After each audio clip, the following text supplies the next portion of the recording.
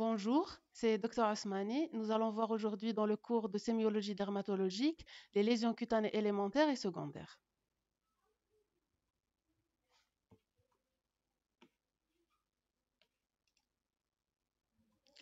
Alors, avant de voir les lésions élémentaires, primaires et secondaires, nous allons d'abord voir un rappel sur la structure de la peau, puis les principales fonctions de la peau. Donc, la peau est l'enveloppe externe du corps. Elle se prolonge au niveau des orifices internes par les muqueuses. La peau est un organe accessible à l'examen clinique et à des explorations paracliniques simples. Et l'observation du revêtement cutané des muqueuses externes et des phanères doit faire partie de tout examen clinique. Alors, nous commençons par la structure de la peau. Le revêtement cutané comporte la peau et ses annexes. Nous reviendrons plus tard pour parler des annexes. La peau est constituée de l'extérieur vers l'intérieur par trois zones distinctes, l'épiderme, puis le derme et enfin l'hypoderme. L'architecture générale de la peau est toujours la même, malgré de notables variations topographiques, c'est-à-dire l'épaisseur de la peau est en moyenne de 2 mm, mais elle va varier. Elle va être à peu près de 1 mm au niveau des paupières, là où la peau est très fine, à 4 mm au niveau des pommes et des plantes, là où la peau est plus épaisse. Alors, comme vous le voyez sur ce schéma, nous allons voir l'épiderme en 1, qui est là à l'extérieur, en superficie. Si on descend vers la profondeur, on a d'abord la jonction dermo-épidermique qui va relier l'épiderme au derme, puis le derme, le numéro 3, et enfin l'hypoderme en 4. Donc, on l'a vu de la superficie vers la profondeur. Alors, on commence par l'épiderme. Alors, l'épiderme, c'est un épithélium malpigien pluristratifié constitué de 5 couches.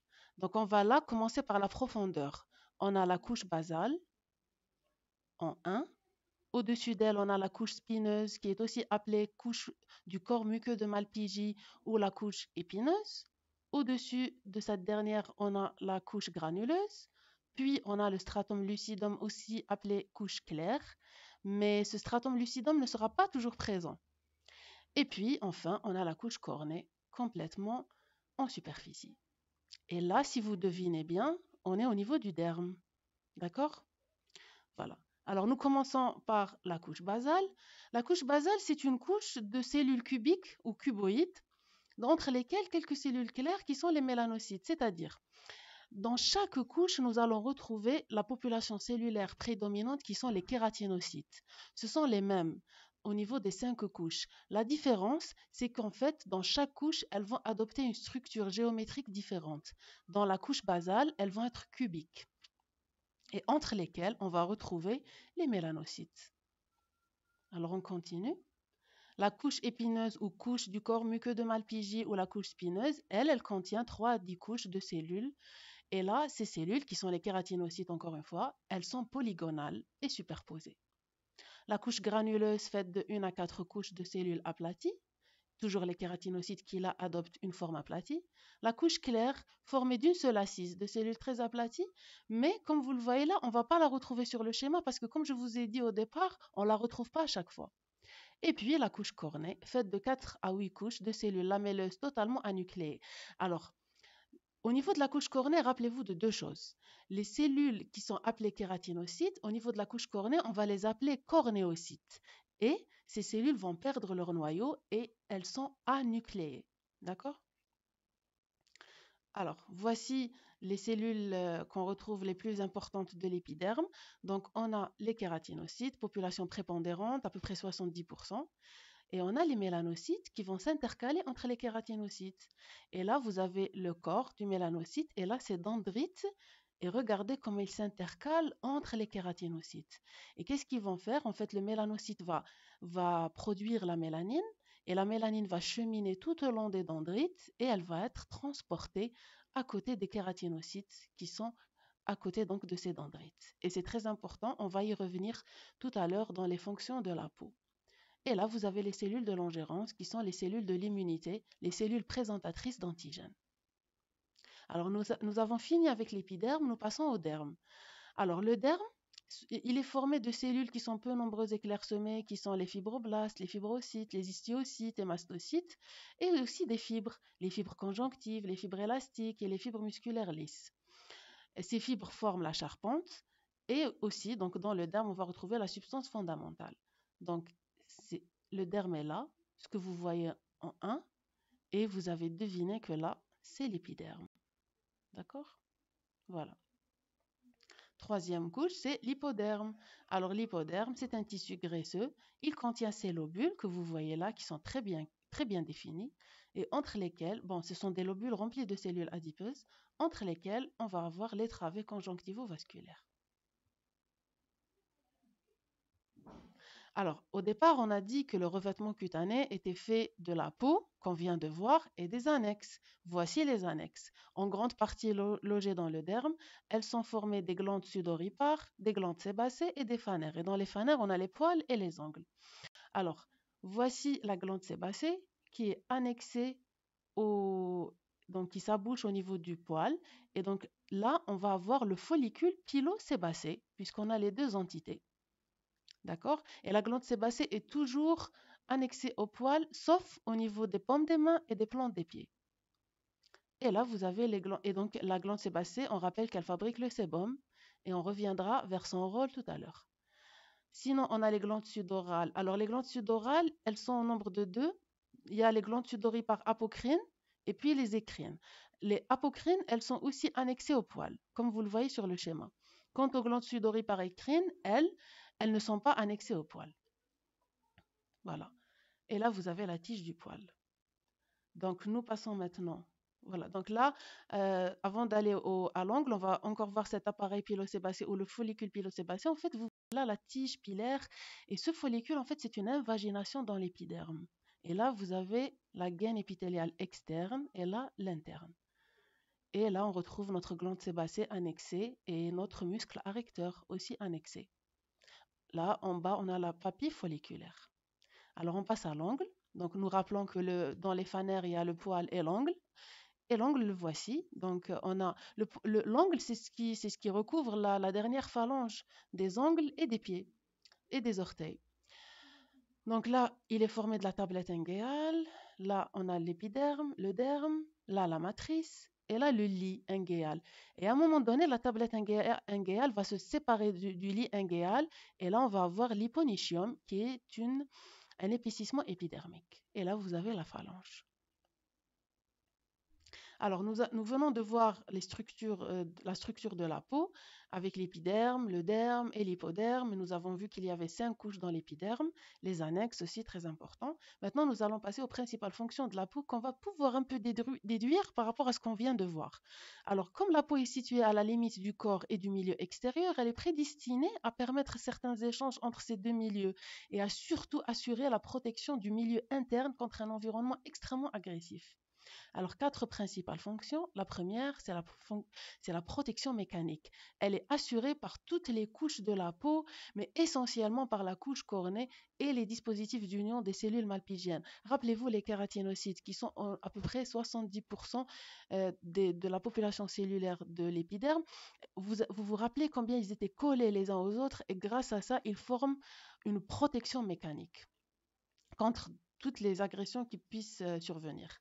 Nous passons à la protection contre le rayonnement solaire. Elle est assurée surtout par le système mélanocytaire dont les cellules élaborent le pigment mélanique et le cède au kératinocyte. Rappelez-vous ce qu'on a vu tout à l'heure. Il y avait le mélanocyte avec son corps et ses dendrites. Et vous vous rappelez que grâce aux dendrites, il y avait un passage de mélanine du mélanocyte vers les kératinocytes voisins. Et donc, grâce à ça, il va y avoir à la base de l'épiderme une nappe pigmentée continue qui absorbe une partie de l'énergie photonique ultraviolette qui peut être délétère quand elle est en excès. En 3, on a la protection calorique. Donc, la peau constitue l'organe périphérique de la thermorégulation et elle contribue ainsi à maintenir constante la température de l'organisme grâce à la sudation, puisque quand il y a une température excessive, le phénomène de sudation permet qu'il y ait un refroidissement. Et quand il y a un froid excessif, la vasoconstriction permet de diminuer donc la circulation au niveau périphérique et de garder les centres vitaux, garder la chaleur au niveau des centres vitaux. Ensuite, on a la protection microbienne grâce au film lipidique de surface. Ce film lipidique, donc, il va être retrouvé, sécrété dans le sébum grâce à la glande sébacée. Et ce film lipidique va permettre qu'il n'y ait pas d'adhésion entre les microbes et la peau. Donc ce sont des exemples qui permettent de saisir l'importance du revêtement cutané pour la survie de l'individu. Alors maintenant, nous pouvons passer aux lésions élémentaires.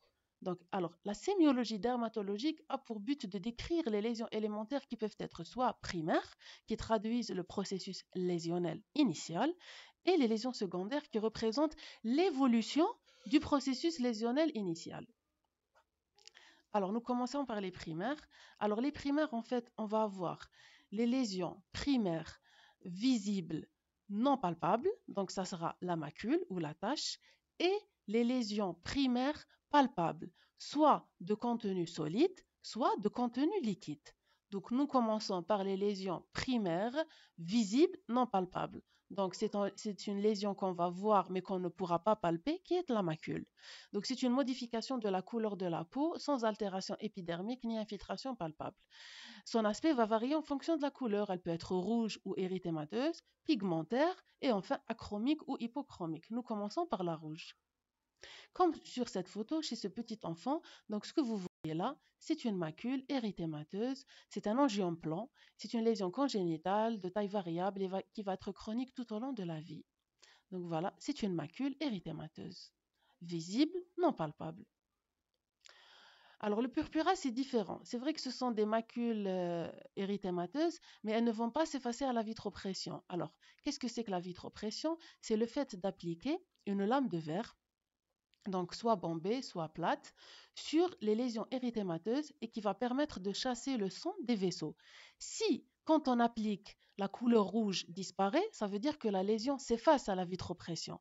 Mais si la rougeur persiste, ça veut dire que cette lésion ne s'efface pas à la vitropression et donc ça veut dire qu'on est en face de purpura parce que le purpura, c'est une extravasation de globules rouges dans le derme. Et le purpura il peut être pétichial, échymotique ou sous forme de vibis, comme là, dans le purpura rhumatoïde. Donc vous voyez que ce sont des macules érythémateuses, mais si on applique notre lame de verre, ça ne va pas s'effacer à la vitropression. On continue vers la macule pigmentaire. C'est une accumulation de pigments, le plus souvent c'est la mélanine, dans l'épiderme ou le derme. Elle peut être localisée ou généralisée. Comme sur cette photo, où c'est une tache caféolée, donc c'est une macule pigmentée marron, tache caféolée parce que c'est intégré dans une maladie génétique qui s'appelle la maladie de la neurofibromatose type 1, où on va retrouver ce type de lésion. Alors je rappelle que c'est visible et non palpable. Les macules achromiques, en fait, soit on est devant une diminution des mélanocytes et ou une sécrétion de mélanine, et là c'est une macule hypochromique, soit on est devant une absence ou de mélanocytes et ou de sécrétion de mélanine, et là on est devant une macule achromique, le A privatif. D'accord?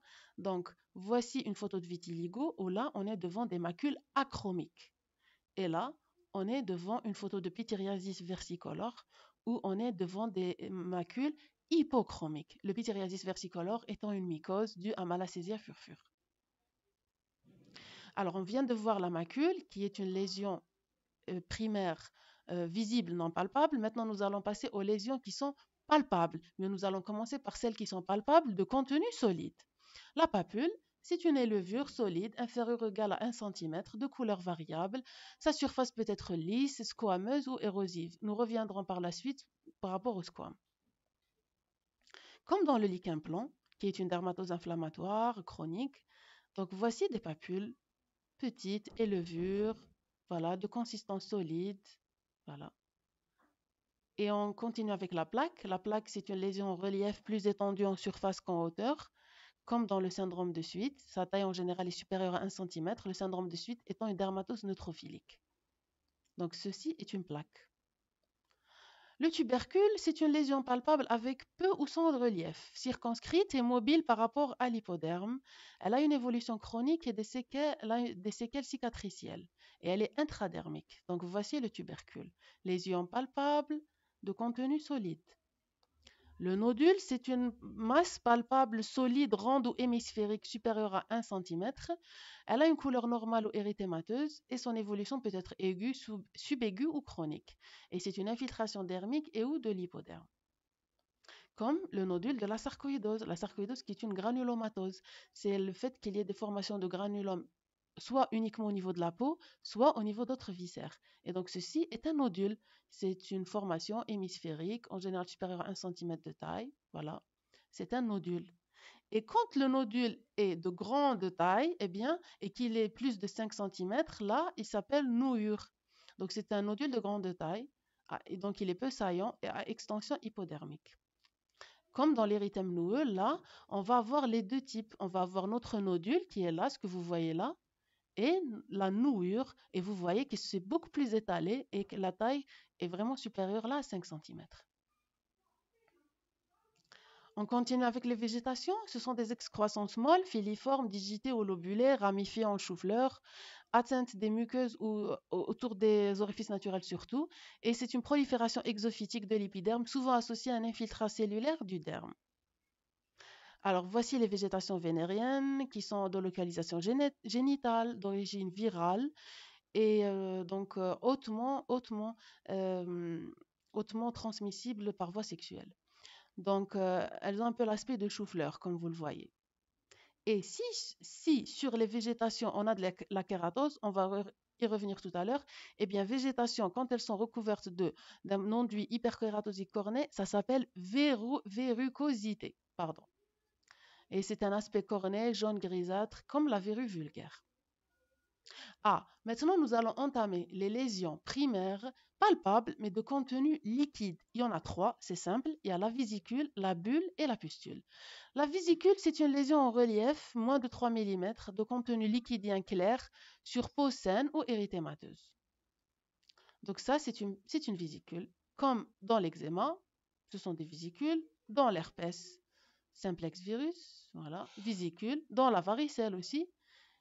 Et ensuite, on passe vers la bulle. La bulle qui est une grosse vésicule, c'est un soulèvement assez volumineux, plus de 5 mm, circonscrit, renfermant un liquide clair, quelquefois hémorragique ou louche. Et voici une bulle. Alors, ce que vous voyez ici, sur l'étude histologique, sur cette coupe histologique, et vous vous rappelez qu'au départ, on a dit que les kératinocytes étaient collés les uns aux autres. Eh bien, voilà ce qui se passe quand ils ne sont plus collés. Il y a cette formation, là, que vous voyez. Et les kératinocytes, il y a une disjonction entre eux, ils ne sont plus collés, et cliniquement, vous allez avoir la bulle. Et là, c'est une bulle intraépidermique. D'accord? Donc, on est dans l'épiderme. Mais si le décollement se situe entre l'épiderme et le derme, au niveau de la jonction dermo-épidermique, celle qui relie l'épiderme au derme, là, on a des bulles sous-épidermiques. Et c'est comme dans la pemphigoïde bulleuse. Et là, vous avez des bulles de pemphigoïde bulleuse. Elles sont tendues, comme vous le voyez. La troisième lésion primaire palpable de contenu liquide est la pustule. C'est une lésion en relief de quelques millimètres ou centimètres, contenu d'emblée purulent. Rappelez-vous de ça, c'est très important. Son contenu est d'emblée purulent et elle a une couleur blanc laiteux ou jaunâtre. Elle peut être folliculaire, c'est-à-dire centrée par un poil, comme ici. C'est une pustule folliculaire. Elle peut ne pas être centrée par un poil, comme ici, et c'est une pustule non folliculaire. Et on retrouve des pustules, par exemple, dans l'acné, comme chez ce monsieur. Alors, nous avons fini avec les lésions élémentaires primaires. Maintenant, nous allons passer aux lésions secondaires. Et rappelez-vous que c'est le stade évolutif des lésions primaires. Alors, nous commençons par les squames. Ce sont des lésions visibles, soit spontanément, soit après grattage doux à la curette. Pellicule, donc aspect de pellicule ou de lamelle cornée, et elles ont un aspect clinique variable, comme dans le psoriasis. Là, vous avez des squames blanchâtres. Là aussi. Alors, les croûtes sont secondaires à la coagulation d'un exsudat séreux, hémorragique ou purulent, et c'est un stade évolutif des lésions primitives, bulles, vésicules ou pustules. C'est-à-dire, je vous explique, que ce soit la bulle ou la vésicule ou la pustule, quand elles vont se rompre, leur contenu va s'assécher, et en s'asséchant, il va laisser place à la croûte. Par exemple, chez ce petit, ce sont des croûtes mélicériques. Ça veut dire couleur miel. C'est un impétigo. C'est une maladie infectieuse bactérienne superficielle qui survient souvent chez les petits-enfants, en collectivité, à la crèche, à l'école. Et donc, il va y avoir d'abord des vésicules. Elles vont se rompre et leur contenu, quand il va s'assécher, va donner cet aspect de croûte. Voilà, donc ce sont des croûtes. Les cicatrices, ça correspond à l'aboutissement d'un processus de réparation qui implique surtout le derme après une perte de substance ou une inflammation cutanée. Là, vous avez une cicatrice atrophique et là, hypertrophique. Alors, nous passons aux pertes de substance. Nous commençons par l'érosion ou l'exulcération. Perte de substance superficielle qui guérit sans laisser de cicatrice. C'est très important. C'est une perte de la partie superficielle de la peau, épiderme donc, et elle a un fond humide et sointant ou croûteux. Ça, c'est une érosion post-bulleuse et vous devinez que là, c'est l'épiderme. La fissure, c'est juste une érosion linéaire, comme sur cette photo. L'ulcération, c'est un peu plus profond et là, on est devant une perte de substance cutanée plus profonde qui touche l'épiderme et le derme et là, elle va guérir en laissant une cicatrice. Et la surface peut être rouge ou jaunâtre avec fond fibrineux ou croûteuse. L'ulcère, c'est une perte de substance chronique sans tendance à la guérison, sans tendance à la cicatrisation, donc sans tendance à la guérison spontanée ni à la cicatrisation. La gangrène, c'est une portion de tissu cutané qui est non viable, qui tend à s'éliminer. C'est une nécrose tissulaire noirâtre qui peut être d'origine vasculaire ou infectieuse et qui va s'ulcérer secondairement.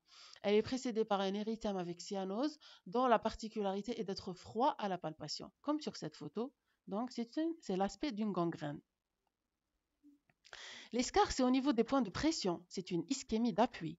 Donc, c'est une nécrose secondairement ulcérée aussi. Risque d'extension aux muscles, aux tendons, aux os et aux articulations.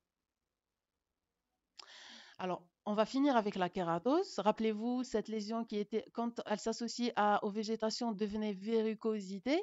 Donc, c'est un épicissement corné, plus large qu'épais, et les lésions peuvent être circonscrites ou diffuses, très adhérentes et dures à la palpation. Comme sur cette photo, une kératodermie palmaire focale, où vous allez avoir cette kératose, cet épicissement qui est bien visible. Voilà, je vous remercie beaucoup pour votre attention.